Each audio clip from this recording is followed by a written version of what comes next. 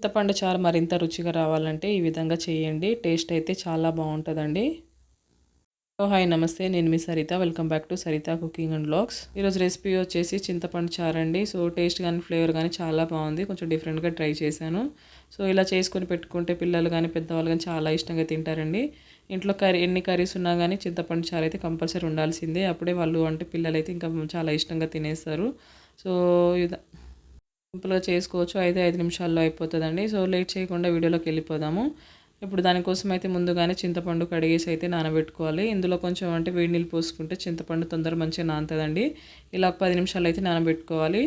తర్వాత మనం ఒక చిన్న రోల్లో అయితే ఇలా కొన్ని వెల్లుల్లి, జీలకర్ర వేసుకొని దంచుకుంటే ఇది పోపులో వేసుకుంటే టేస్ట్ బావుంటదండి. ఫ్లేవర్ కూడా చాలా బావుంటది.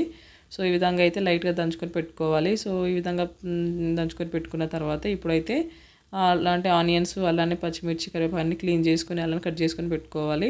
తర్వాత ఇప్పుడు 10 నిమిషాల తర్వాత అయితే చింతపండు అంటే మొత్తం రసం తీసేయాలండి. సో అంటే మనకు ఇందులో అంటే కొంచెం నీళ్ళు పోసుకొని అయితే ఈ విధంగా చింతపండు పిసికేసి మంచిగా మొత్తం రసం తీసేయాలి. ఇలా ఒక టీ స్ట్రెయినర్ పెట్టేసి ఏందంటే ఏమైనా అంటే వేరే అందులో పోకుండా సరే మొత్తం అక్కడే అంటే స్టక్ అయిపోతది. ఈ విధంగా అయితే తీసుకుంటే మనకు తినేటప్పుడు కూడా అవి అంత అంటే చింతపండు తగలకుండా బావుంటదండి. సో తర్వాత ఇప్పుడు ఇందులోకి సాల్ట్, షుగర్ కూడా చూసి వేసుకోవాలి. ముందే అన్నీ వేసుకొని అయితే వాటర్ కూడా అన్నీ పోసుకొని అడ్జస్ట్ చేసుకోవాలి. సో మనకు అంటే తీపి, పులుపు అలానే అన్నీ చూసుకోవాలి. సో ఈ విధంగా చూసుకొని రెడీ చేసుకొని పెట్టుకున్న తర్వాత ఇప్పుడు స్టవ్ ఆన్ చేసుకొని అయితే ఒక గిన్నె పెట్టుకోవాలి. తర్వాత ఇందులోకి అయితే ఒక 2 టేబుల్ స్పూన్ వరకు ఆయిల్ వేసుకున్నాను. తర్వాత ఇప్పుడు ఇందులోకి ఒక హాఫ్ టేబుల్ స్పూన్ వరకు అయితే పోపు దినుసులు వేసుకోవాలి. ఇవి కాస్త ఫ్రై అయిపోయిన తర్వాత ఇప్పుడు ఇందులోకి ఒక 2 ఎండుమిర్చి మాత్రం ఇలా తుంపి వేసుకోవాలండి. అప్పుడు ఫ్లేవర్ బావుంటది. అలానే తర్వాత మనం ముందుగా ప్రిపేర్ చేసుకున్న వెల్లుల్లి కూడా వేసుకోవాలి.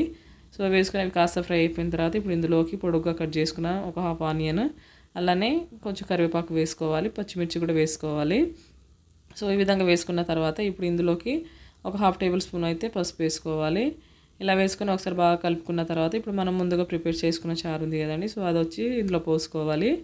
ఇలా చారు పోసేసిన తర్వాత మాత్రం ఎక్కువసేపు అంటే ఉడికియాల్సిన అవసరం లేదండి. సో అంటే ఇప్పుడు చారు పోసేసిన తర్వాత హై ఫ్లేమ్‌లో పెట్టేసి 1 ఆర్ 2 మినిట్స్ జస్ట్ అలా ఉంచుకొని స్టవ్ ఆఫ్ చేసేస్తే సరిపోతుంది.